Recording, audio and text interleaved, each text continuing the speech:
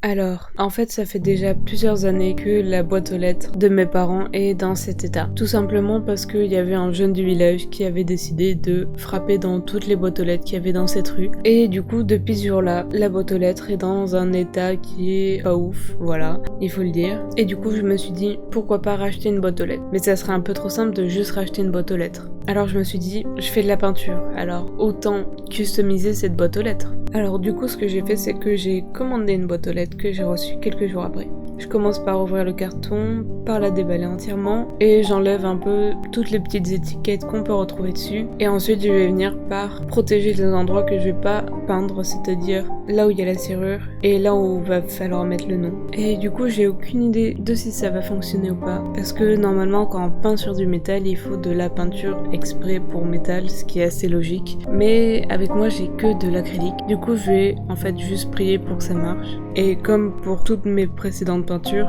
ce que je fais, c'est que je viens mettre une couche de gesso en fait dessus, pour permettre de faire une première couche pour que ça soit plus simple de peindre après par-dessus. Mais comme là, c'est pas un support qui, normalement, je pense, est fait pour ça, et ben, je viens mettre plusieurs couches de gesso. J'attends que ça sèche, je remets une couche, j'attends que ça sèche, je remets une couche. Ça prend un peu de temps, ça m'a pris plusieurs jours. Je pensais que c'était un projet qui irait assez vite et au final, c'est un projet qui m'a pris pas mal de temps. Après ça, j'étais face à un problème qui était que quand on est face à quelque chose qu'on doit remplir et qui est entièrement blanc, on a du mal à savoir par où commencer, quoi faire en fait. Du coup, je suis allée sur internet tout simplement et je recherchais des images ou des idées que j'aimais bien. Il y en a certaines que j'ai reprises, sur lesquelles j'ai fait un genre de brouillon. À l'arrière, j'ai mis du crayon, ce qui fait que quand je le pose sur la boîte et que je réappuie sur les traits, ça décalque en fait mon dessin sur ma boîte. Une fois que j'ai plusieurs des dessins que j'avais sélectionnés que j'ai pu décalquer, je vais repasser sur les traits et je vais aussi mettre des éléments qui vont permettre de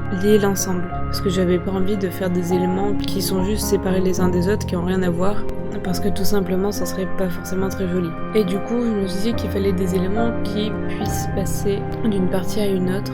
Et du coup, je me suis dit, je vais prendre les cheveux pour les faire aller sur la partie qui est sur le côté et sur le dessus.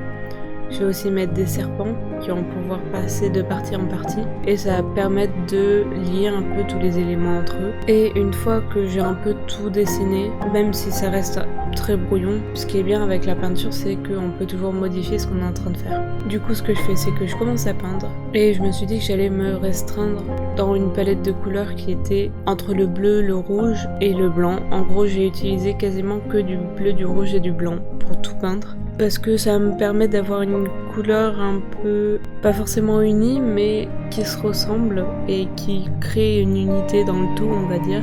Et ça va me permettre aussi de gagner du temps. Quand je veux par exemple modifier une couleur, j'ai pas 100 000 couleurs à modifier pour essayer de retrouver une teinte. J'ai juste 3 couleurs à modifier et ça fait gagner du temps finalement.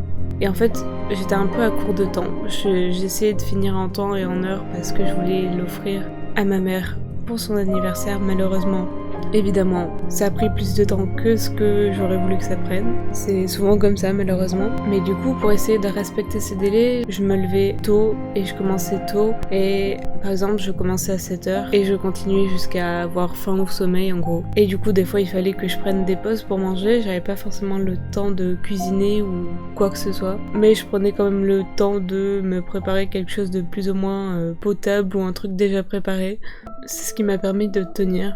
Et en fait, souvent, entre plusieurs jours de peinture, il y a plusieurs jours d'attente parce qu'en fait, on est obligé de s'y mettre à fond, j'ai envie de dire. Et moi, quand je m'y mettais, c'était vraiment du matin au soir et je m'arrêtais pas. Ce qui fait que, tout simplement, j'étais obligée d'avoir des journées où je savais que j'aurais rien de prévu et où je pourrais faire ça pendant plusieurs heures pour avancer, tout simplement. Ce qui fait qu'il y a des jours où j'ai pas du tout pu avancer et où le projet a pris du retard et j'ai pas pu du coup avancer aussi vite que ce que je l'aurais voulu, mais je m'y mettais vraiment pendant des heures et des heures. Et ce que j'aime avec la peinture, c'est que c'est pas une activité qui va nous saisir tous nos sens, c'est-à-dire que on peut faire plusieurs choses à la fois. Souvent j'aime bien regarder des séries quand je peins, j'aime bien écouter, que ce soit peut-être des livres audio, des vidéos, que ce soit n'importe quoi en fait. Et bon, du coup je peux pas regarder, si je regarde une série ou quoi, je peux juste avoir le son, mais c'est une activité qui me permet de faire pas que ça à la fois. Et en même temps, je peux aussi, les fois où j'ai envie d'être un peu plus tranquille, être un peu seule avec la peinture, et ça permet de penser à autre chose, d'être concentré sur quelque chose et de pas forcément penser à des choses auxquelles on n'aurait pas forcément envie de penser tous les jours. Ça porte notre attention vers quelque chose en particulier et finalement ça permet un peu de se décharger, je trouve. Et j'avais vraiment envie de poster cette vidéo en temps et en heure, on va dire.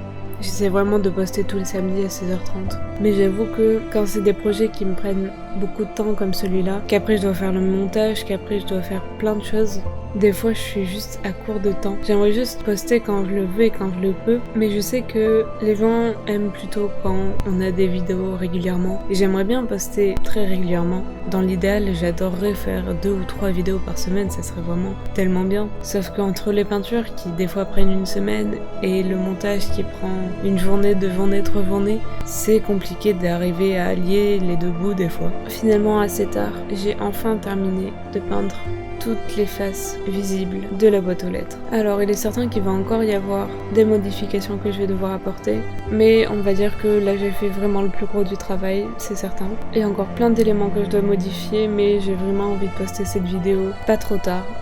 Et du coup pour l'instant, je vais déjà enlever ce que j'avais mis pour protéger, et voilà le résultat. Donc j'espère que ça vous aura quand même plu, dites-moi ce que vous en pensez. Et voilà, moi j'aime bien, il faut encore que je modifie quelques trucs, mais franchement, c'est un résultat qui est proche de ce que je voulais à la base, donc c'est super.